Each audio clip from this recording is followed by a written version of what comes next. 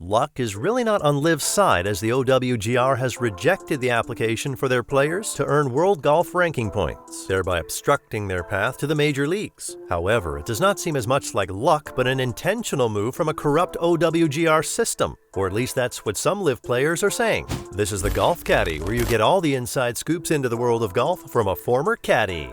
Since the announcement, many LIV golfers have argued that it's unfair for them to be denied the right to earn global recognition. The Saudi-backed league that has lured some of the top players in the world with huge money offers will not be able to award them any points, which helps them earn playing opportunities in the majors and other high-profile events. The OWGR has made it clear that they have nothing against LIV, just that certain criteria have not been met. So what is this criteria? Let's dive into the details. In July 2022, a month after the tournament's debut, the Saudi-backed LIV Golf sent in its application to the OWGR to consider their players for world ranking points. Usually, the OWGR accreditation process takes about 2 years. But when the rankings of LIV players who had formerly performed at other tours began to drop, LIV's chairman, Greg Norman, began to push for the decision-making process to be expedited. Well, the board came to a conclusion recently. In a letter sent to LIV, the OWGR board made it known that they had unanimously decided to not grant their request, not because the golfers were not excellent golfers, but because of LIV's playing format, which is not in line with that used in other tours across the globe. In a statement made by the chairman of the OWGR board, Peter Dawson, he explained in detail why they just couldn't grant their request. "We are not at war with them. This decision not to make them eligible is not political. It's entirely technical. LIV players are self-evidently good enough to be ranked. This is about should a tour whose formats are so different and whose qualification criteria are so different, can they be ranked equitably with other tours who conform to the OWGR norm and have more competition to them than perhaps the closed shop that is LIV. LIV Golf's playing format involves 48 players competing over 54 holes with no cut and a $20 million purse. There is also an additional $5 million awarded in a team competition that's held simultaneously. But normal OWGR requirements involve a 36-hole cut and an average of 75 players in each event over the course of a season. In a continuation of Dawson's statement, he said it was easy to work around the number of players or the no-cut structure of LIV's golf tournaments, but they just couldn't get past what amounts to a closed shop. In LIV Golf, the same 48 players play for the whole season, with alternates available in case of injury and not nearly enough turnover. To make things worse, the league signed contracts with several prominent players, assuring them a spot on the roster no matter their performance. The likes of Bryson DeChambeau, Phil Mickelson, Dustin Johnson, Sergio Garcia, Patrick Reed, and Brooks Koepka are among those with the contract. However, most tours have a turnover rate of 20% to 25%, so it must be really difficult to overlook. Another concern the OWGR committee raised was the team aspect of LIV. And the moment involving Brooks Koepka and Sebastian Munoz at a LIV Golf event is a good example of their concern. At the event, Koepka had a one-shot lead on the final hole, with he and Munoz just about 40 feet away for the birdie.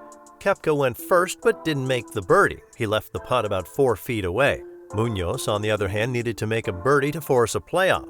However, his Torque team had a one-shot lead. Munoz lagged his putt to just inside 4 feet and made par. This incident resulted in Koepka winning the individual votes, while Munoz's team won the team contest. After the match, Munoz explained the conflict of interest that had gone down. "I knew we were one stroke ahead on the team, so I couldn't go extra. I knew I couldn't be too aggressive. He got the individual, we got the team.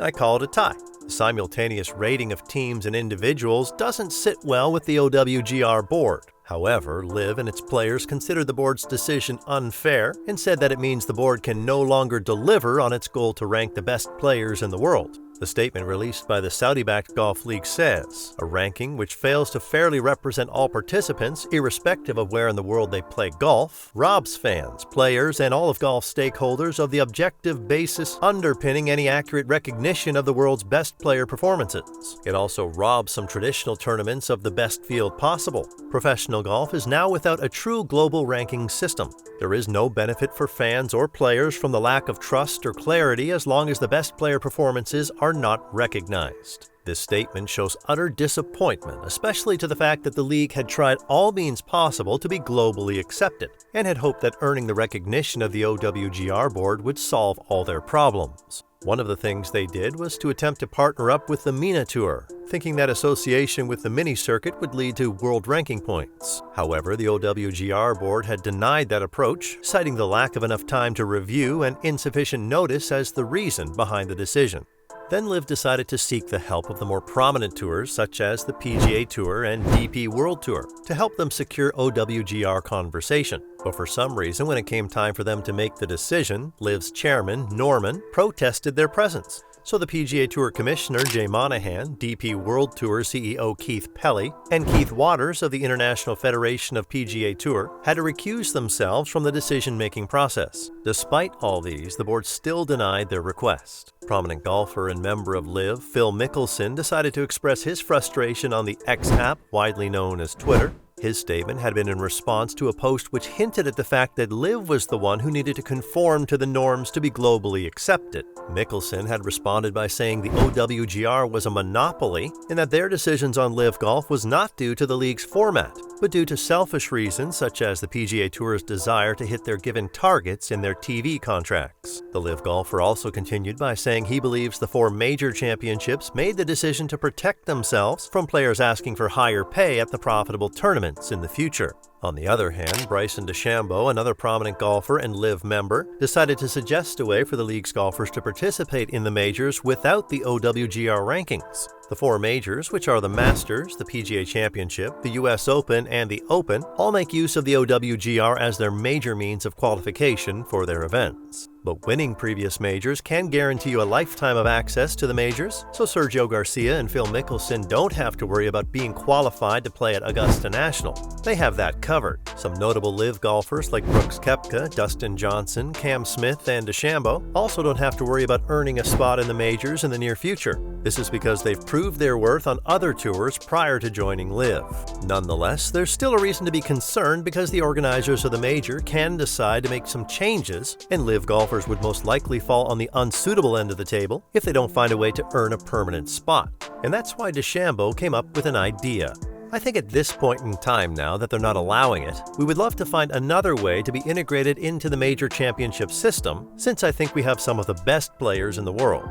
Top 12 on the money list at the end of the year or the points list at the end of the year would be, I think, obvious for the major championships to host the best players in the world at those 4 events each year. To many, DeChambeau's suggestion is a far reach, but there's a chance it would be considered, because many of the majors pride themselves on being strict with their qualification system, but there's hope as a representative of one of the majors has shared his thoughts on it. Martin Slumbers, who is in charge of the Open, has said that there's a chance DeChambeau's suggestion would be considered. I think that's one of the options that we have. It's not the option that is top of my list at the moment, but it would be one of the options that is available. To be factual, LIV players need the OWGR rankings for so many other reasons besides playing in the majors, as it would help with global recognition. The board has urged them to reapply when they meet certain criteria, and it seems LIV is not ready to comply. What do you think about this? Should the board have granted their request despite the league's controversial system? Or should LIV adjust its format to match that of the OWGR requirements? Let us know what you think in the comment section. Check out subsequent videos for more golf-related content. Until next time.